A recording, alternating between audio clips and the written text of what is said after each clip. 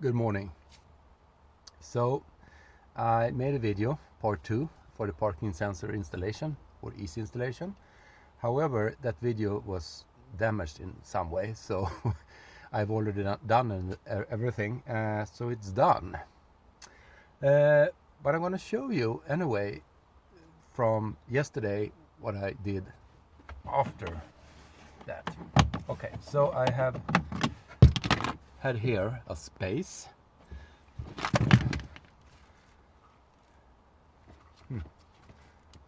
Okay, now it's easy to see. Here's a space. Here's the reverse signal to the reverse light, of course. I took wiring here yesterday. Now I took it to here, going through here, taking this away. At the same time, this one goes all around, and I put the digital display here. Now, you don't have to, but I think that's the best way. It's nearly not visible when not in use, and in use clearly visible and audible. So I put the electronic box here. It was a adhesive tape was in the package, so it's stuck here. It won't shake or make any sounds. I took from here the power from the reverse light. Now these relays is from a previous install of external interior light, and I have double reverse lights. This is not standard. This is not standard at all. Because I'm really allergic to this crappy reverse lights that are today. It's a safety precaution at the same time, of course. Some cars today don't have 12 volts to their reverse lights, I think. It could be 3 volts, it could be an LED, and today, like I said, it's not supposed to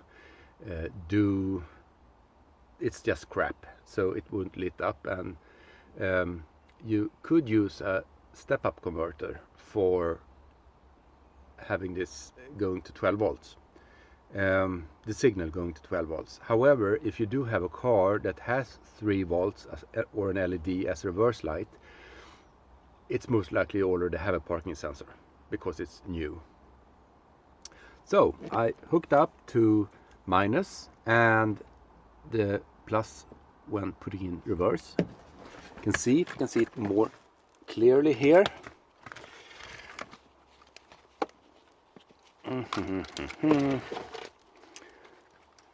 So you see, it's a difference between different cars.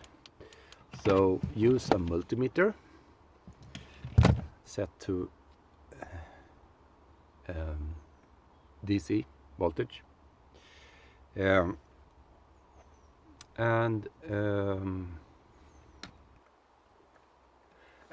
I needed to take a pause because I didn't know what to say. So it's here.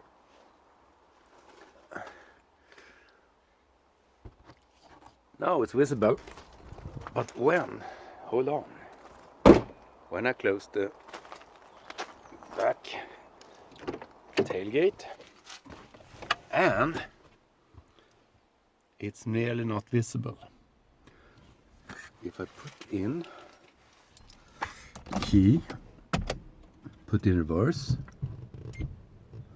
it will go on. So we're gonna see how good it works.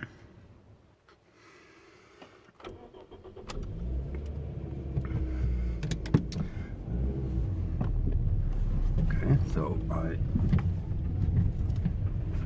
got it back. Now we'll see how this will work.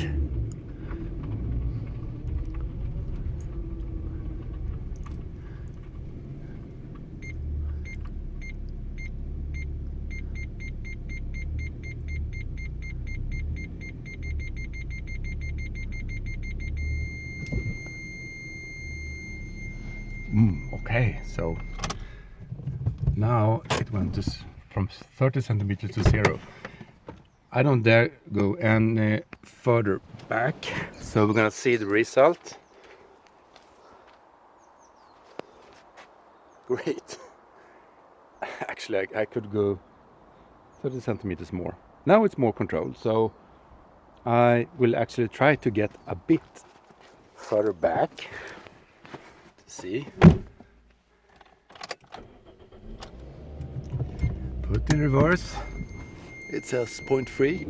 If you know it says 0.3, then you have 30 centimeters. Now it's for sure 0 on the display.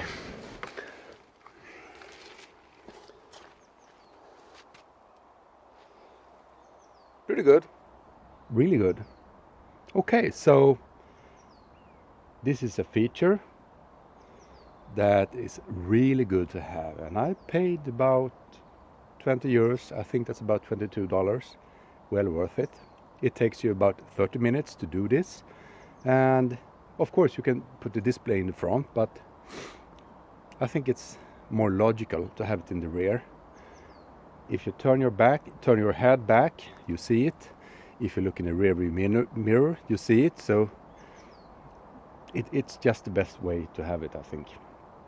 And as you could see, it was easy to put the display in the ceiling, and it's not visible when it's not in use. You don't think about it anyway. So do it. Just be good. Be careful when you do the measurements and follow the instructions, so you don't have sensors put in the wrong position, which would adventure maybe the clearance between 0 and 30 centimeters. I know that this model, the most common on Wish or AliExpress, has 30 centimeters to I think 2 meters. So below 30 centimeters it will show you 0. But once you get used to it, I think you know that, okay, now it just went over to 0. That's actually a bit 30 centimeters left. So it will be highly controlled when you do this. If you have any questions, just let me know. This is a easy work. Okay, bye.